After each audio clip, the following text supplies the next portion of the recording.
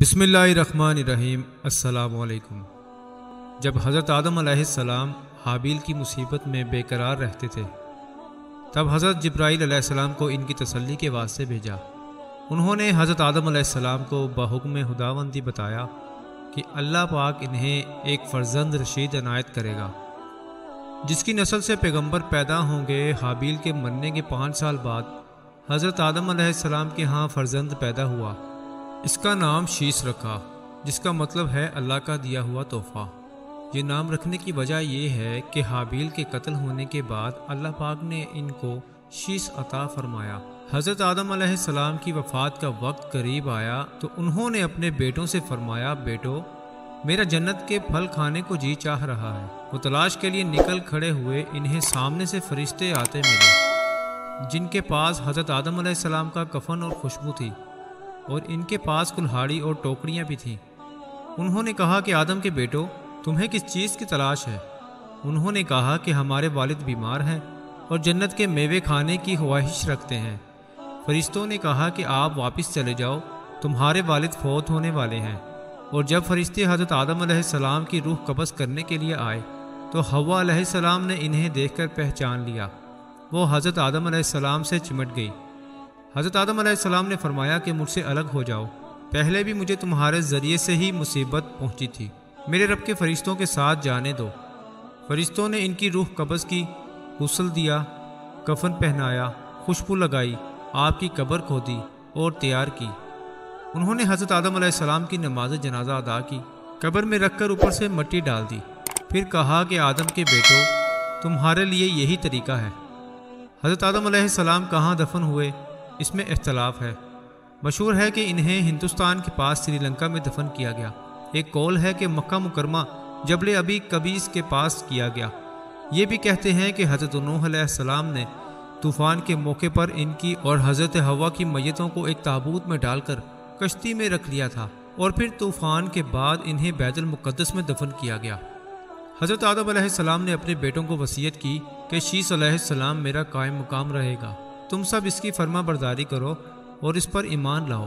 سب نے اقرار کیا، اور پھر حضرت آدم علیہ السلام کی وفات کے بعد حضرت شیش علیہ السلام نے ان کے کام یعنی رشد و ہدایت اور تبلیغ کی ذمہ داری اٹھائی۔ حضرت شیش علیہ السلام کے زمانے میں بنی آدم 2 قسم کے تھے، بعض وہ جو نیکی کرتے تھے اور بعض قابیل کی اولاد کی تابع داری میں مشغول تھے۔ حضرت شیش علیہ السلام کی نصیحت سے کچھ تو راہ راست پر آئے اور بعض بدستور نافرمانی میں قائم رہے۔ حضرت شیش علیہ السلام کی نصیحتوں میں سے کچھ یہ ہیں کہ مومن حقیقی وہ ہے جس میں یہ خصلتیں ہوں: خدا کو پہچاننا، نیک و بد کو پہچاننا، بادشاہ وقت کا حکم بجا لانا، ماں باپ کا حق پہچاننا اور ان کی خدمت کرنا، صلہ رحمی یعنی لوگوں سے نیکی اور محبت کرنا، غصے کو حد سے نہ بڑھانا، محتاجوں اور مسکینوں کو صدقہ دینا اور رحم کرنا، گناہوں سے پرہیز، مصیبتوں میں صبر اور شکر الہی۔ حضرت شیش علیہ السلام کی وفات کا وقت آیا تو انہوں نے اپنے بیٹے انوش کے حق میں وصیت کی، چنانچہ انہوں نے منصب سنبھالا۔ ان کے بیٹے کینن، پھر ان کے بیٹے ملائل نے یہ منصب سنبھالا۔ ان کے بارے میں اہل فارس کا کہنا ہے کہ وہ 7 اقلیت کے بادشاہ تھے۔ سب سے پہلے انہوں نے درخت کاٹے، شہر بسائے اور بڑے بڑے قلعے تعمیر کرائے۔ وہ کہتے ہیں کہ بابل اور سوس ایران کے شہر انہوں نے تیار کیے۔ ان کی وفات پر ان کے بیٹے یرت نے ان کا منصب سنبھالا۔ انہوں نے اپنی وفات کے وقت اپنے بیٹے خنوخ کے حق میں وصیت کی۔ مشہور قول کے مطابق انہی کو ادریس علیہ السلام کہا جاتا ہے۔ حضرت شیش علیہ السلام حضرت آدم علیہ السلام کے فرزند ہیں۔ حضرت آدم علیہ السلام کی عمر 130 برس تھی جب یہ پیدا ہوئے۔ قتل حابیل کے 5 برس بعد ان کی پیدائش ہوئی۔ شیش سریانی زبان کا لفظ ہے اور عربی میں اس کے معنی عطیہ خداوندی ہے۔ چونکہ ان کی پیدائش حابیل کے قتل کے بعد ہوئی، اس لیے حضرت آدم علیہ السلام نے ان کو عطیہ خداوندی سمجھا اور ان کی صفات حسنہ کی وجہ سے ان سے بہت خوش رہے۔ کہا جاتا ہے کہ تمام بنی آدم ان کی ہی اولاد ہے، کیونکہ حضرت آدم علیہ السلام کے دوسرے بیٹوں کی اولاد کا سلسلہ آگے نہ چل سکا۔ قرآن کریم میں ان کا ذکر نہیں ہے۔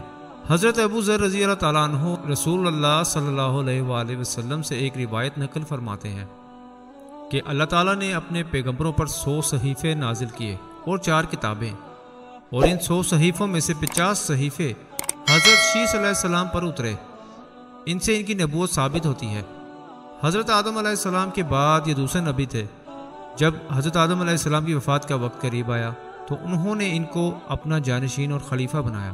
دن اور رات کو مختلف ساعتوں میں تقسیم کیا اور ہر ساعت کی عبادت کی، ان کو تعلیم دی۔ انہوں نے ان کو طوفان نوح سے بھی آگاہ کیا۔ حضرت آدم علیہ السلام نے ان کی نسل میں خیر و برکت ہونے کی دعائیں مانگی۔ ہمارے رسول اللہ خاتم النبیین حضرت محمد صلی اللہ علیہ وآلہ وسلم انہی یعنی حضرت شیث علیہ السلام کی اولاد میں سے ہیں۔ حضرت شیث علیہ السلام حسن و صورت میں اور خوب سیرت میں حضرت آدم علیہ السلام کے مشابہت ہے اور تمام اولاد میں حضرت آدم علیہ السلام کے نزدیک محبوب تھے۔ چنانچہ حضرت آدم علیہ السلام نے قبل از وفات ان کو اپنا ولی عہد بنایا اور بطریق وصیت کے فرمایا کہ جب طوفان نوح حضرت نوح علیہ السلام کے زمانے میں ہو، اگر تم اس زمانے کو پاؤ تو میری ہڈیوں کو کشتی میں رکھنا جو غرق ہونے سے محفوظ رہے، یا اپنے اولاد کو وصیت کرنا کہ اس طرح عمل میں لائیں۔ حضرت شیث علیہ السلام اکثر اوقات حضرت آدم علیہ السلام کی زبان سے احوال بہشت لذت کے ساتھ سنتے تھے اور آسمانی صحیفوں کا مضمون بھی دریافت کرتے تھے۔ اس لیے حضرت آدم علیہ السلام نے تجرد اور خلق سے انہیں حق سے خلیفہ کیا تھا اور لوگوں سے تنہا ہو کر دنیا کی لذتیں چھوڑ کر اکثر اوقات وظائف اور طاعت میں مشغول رہتے تھے، اور نفس کی ریاضت اور تہذیب و اخلاق ہمیشہ ان کے مد نظر رہتا تھا۔ حضرت آدم علیہ السلام نے وفات سے قبل شیث علیہ السلام سے فرمایا، اے میرے بیٹے، تم میرے بعد میرے جانشین ہو، تم تقوی اختیار کرو اور جب بھی اللہ تعالیٰ کا شکر کرو تو اس کے ساتھ حضرت محمد صلی اللہ علیہ وآلہ وسلم کا نام ضرور لو، کیونکہ میں نے ان کا نام عرش پر اس وقت لکھا ہوا دیکھا جبکہ میں روح اور مٹی کے درمیانی حالت میں تھا۔ پھر میں نے تمام آسمانوں کو چکر لگایا تو میں نے اس ہستی کی شان محبوبیت کا بارگاہ رب العزت میں یہ عالم دیکھا کہ آپ کا نام پاک محمد اللہ تعالیٰ کو اتنا پیارا ہے۔ میں نے آسمانوں میں کوئی ایسی جگہ نہیں دیکھی جہاں حضرت محمد صلی اللہ علیہ وآلہ وسلم کا نام نہ لکھا ہو۔ میرے رب نے مجھے جنت میں رکھا تو میں نے جنت میں کوئی بھی محل، کوئی بھی بالا خانہ، کوئی بھی دریچہ ایسا نہ دیکھا کہ جس پر اس میں محمد صلی اللہ علیہ وآلہ وسلم تحریر نہ ہو۔ اے میرے بیٹے، میں نے نام محمد صلی اللہ علیہ وآلہ وسلم کو حوروں کے سینوں پر، فرشتوں کی آنکھوں کی پتلیوں میں، شجرہ توبہ کے پتوں اور سدرۃ المنتہا پر لکھا دیکھا ہے۔ تم بھی کثرت کے ساتھ ان کا ذکر کیا کرو، کیونکہ فرشتے بھی ہر وقت ان کا ذکر کرتے رہتے ہیں۔ جب حضرت شیث علیہ السلام کی موت کا وقت قریب آیا، انہوں نے اپنے بیٹے انوش کو اپنا جانشین بنایا۔ انوش کے بعد کنان اس کے جانشین ہوئے، کنان کے بعد مہلائل ان کے جانشین ہوئے۔ اہل فارس کا خیال ہے کہ مہلائل تمام اولاد آدم کا بادشاہ تھا۔ اس نے مختلف شہروں سے دور جا کر کئی قلعے تعمیر کیے۔ بابل اور سوس کو بھی اس نے بسایا تھا۔ اس نے اپنے لیے ایک شاندار تاج بھی بنوایا، اسے پہن کر وہ تخت حکومت پر بیٹھتا اور رعایا کو بھی احکام دیتا۔ اس نے 40 سال حکومت کی۔